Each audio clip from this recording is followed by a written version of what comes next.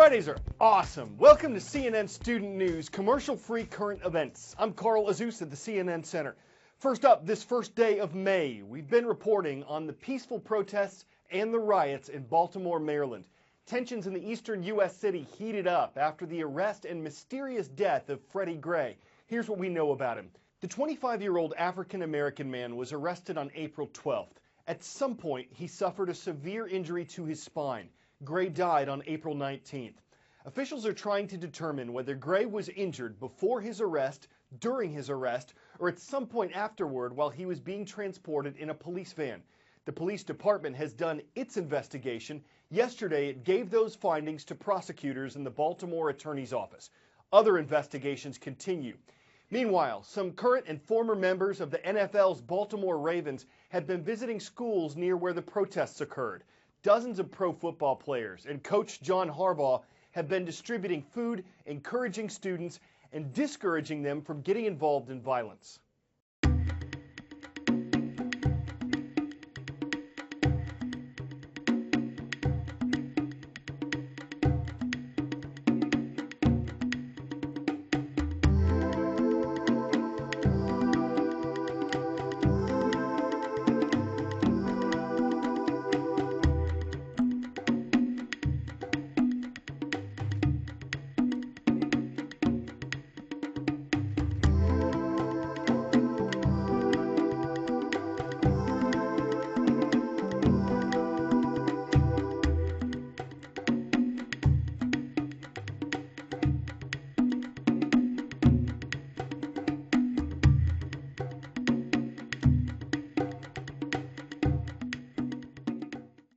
The U.S.-led coalition continues to attack terrorists in the Middle East. Yesterday, officials reported 21 airstrikes against ISIS, Islamic State in Iraq and Syria, the very countries where the airstrikes were carried out. Like other terrorist groups, ISIS routinely murders civilians, sometimes by the dozens. But unlike many other terrorist groups, ISIS is relatively well organized. When it takes over territory, it then sets up government there. ISIS sees itself as a state, a government. Its ambition to be an Islamic caliphate that claims sovereignty over the world's Muslim community. So how does ISIS govern the territory it controls? Who picks up the garbage, runs schools, and patrols the traffic? Well, this is an area larger than many countries, and ISIS has divided the territory into wilayats, or provinces, each of which has a governor. Several new provinces have been created, virtually erasing the Syria-Iraq border. At the top of the government is Abu Bakr al-Baghdadi, the self-declared caliph of ISIS. He has a sort of cabinet, the Shura Council, and beneath that, about 10 ministries or councils that maintain everything from health, education, and religious rulings to transportation and even environmental policy. Despite its medieval sense of justice, in many ways, ISIS runs a surprisingly modern bureaucracy, according to terror analysts. The health department has fully operational hospitals, complete with maternity wards. Babies are delivered daily, registered and issued with official ISIS birth certificates. It also has a court system that runs its strict interpretation of Sharia, or Islamic law. Theft, for example, is punishable by chopping off a hand, but it also handles everything from traffic violations to rental disputes. The education department runs several schools and even the university in Mosul. Girls receive an education, though segregated from boys, and the curriculum is severely limited. No art, music, or theater, no physical education or philosophy, just reading, writing, math, and of course, religion, according to ISIS. In many places, ISIS has simply taken over the civil infrastructure already in place. Particularly in war-torn Syria, ISIS hopes to prove it is bringing order to chaos, however violent its rule.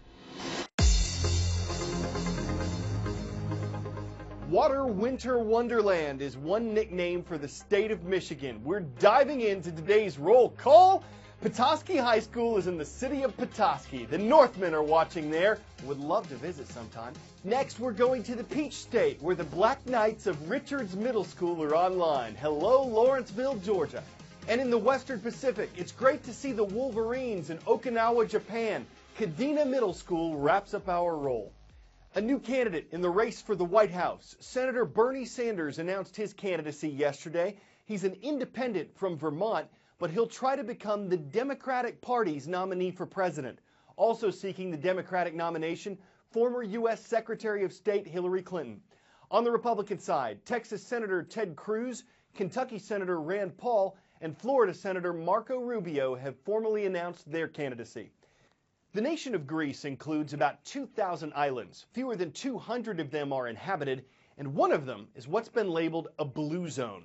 These are areas of the world where people tend to live longer. There's one in Okinawa, Japan, where a roll call school was. There's one in Sardinia, Italy. What is it about Ikaria, Greece, that according to BlueZones.com helps people live longer with fewer cases of cancer and heart disease? The island of Ikaria, a short ferry ride back in time. Like many of the Greek isles, it is a lush and rugged rock perched above the azure Aegean Sea. But unlike the rest of Greece, the rest of Europe, heck, the rest of most of the world, Icarians live really long and really well. True story. A 104-year-old woman walked into a bank on this island looking for a loan. The banker politely explained that financing is only available to those under the age of 103. So how do they manage to thumb their nose at the Grim Reaper this way? As the ferry gets closer to this intriguing island, the first vital hint comes into view. You'll notice that the shoreline of Ikaria is not exactly the most hospitable when it comes to docking a boat. Very rocky, very craggy, no real natural ports. And then there are the winds around this part of the Aegean, notoriously squirrely. Sailors have been complaining about these winds going back to the Iliad. So that combination of factors made this island a really lonely place for a long time. Yes, by a quirk of geology and meteorology, the creep of modern society completely missed Ikaria. All the striving and stresses sailed right on by. In all blue zones, about 95% of their dietary intake is plants. It's actually very high carb, believe it or not. All this protein, paleo stuff, not in blue zones. Really? They're eating very high carb diet, but complex carbohydrates. Almost all plants. These hills are filled with herbs and greens and teas, all filled with antioxidant homeopathic goodness. Even Icarian honey is one of a kind.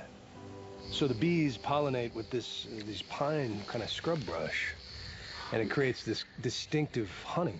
Yes, it's really thick. It looks like peanut butter, and it's actually an anti-cancer agent. And is it true they take a big spoonful every morning just to coat the digestive tract? Several of the centenarians would, for the first thing, they start the morning with a tablespoon of honey, and the idea is that not only coats it, but also lowers inflammation.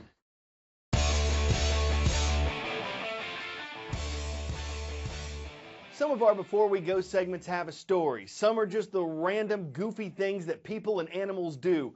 And some are just really cool to look at, like this lava lake in Hawaii. The state's Kilauea volcano has overflowed. Activity here isn't exactly unusual. It's the most active volcano in the world. The thing's been erupting for more than 30 years. So it's really cool to visit, but you probably don't want to live too close by. Even some photographers would say there's no Kilauea they'd get that close. But there's a lot to love about the pictures if anyone called dares to visit them. I'm Carl Azus, and we'll have even greater puns next week.